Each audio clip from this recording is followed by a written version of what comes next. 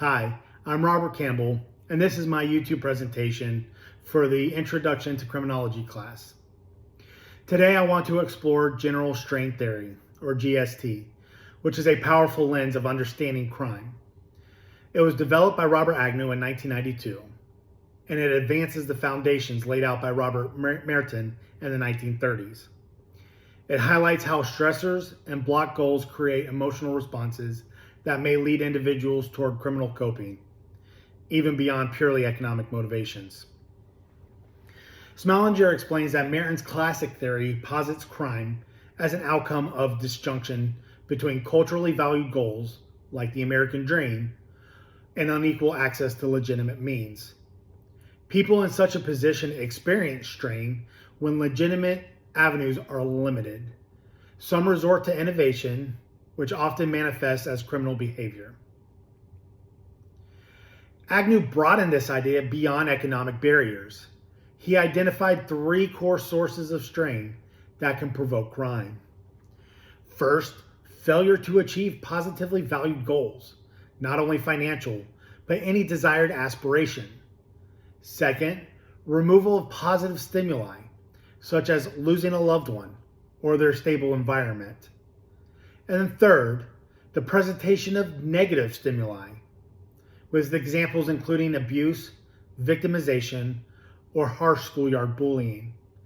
These strains, especially when perceived as unjust, severe, associated with weak social control, pressure individuals toward crime and raises the likelihood of deviant coping.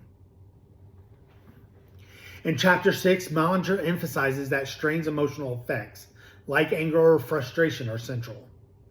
He notes adolescents are particularly vulnerable as they have less social control, experience more failures, and they have fewer coping skills that often make them prime candidates for delinquency. The adolescent peak in crime ties directly into Agnew's point of that lacking alternatives, youth may use criminal strategies to cope. Research supports GST robustly. Agnew's 1992 Foundation article shows that a strong link between multiple strains and delinquency across gender and context. A meta-analysis from PMC found that youth who have endured victimization, like abuse, are disproportionately likely to use crime to manage resulting anger, depression, or hostility. Study on prison victimization demonstrates that inmates assaulted during their incarceration are at a higher risk of reoffending. And as GST predicts, strain leads to negative emotions, which then fuels criminal behavior. The National Institute of Justice highlights GST in applied research on juvenile violence, prison victimization, and radicalization. Importantly, interventions based on GST focus on reducing exposure to strain, like family conflict, and then teaching non-criminal coping skills like problem solving and emotional regulation. GST is praised for its inclusivity. It explains not just economic crimes, but also reactions to loss, abuse, and emotional strain. Critics note that strain doesn't guarantee crime, as many people endure hardship without offending, but it may underplay structural factors like poverty or racism. Consider this: a hypothetical teen who suffers bullying, drops out of school, and loses family support. According to GST, the cumulative strain of failure, removal of positive stimuli, and the inclusion of negative stimuli leaves them emotionally distressed.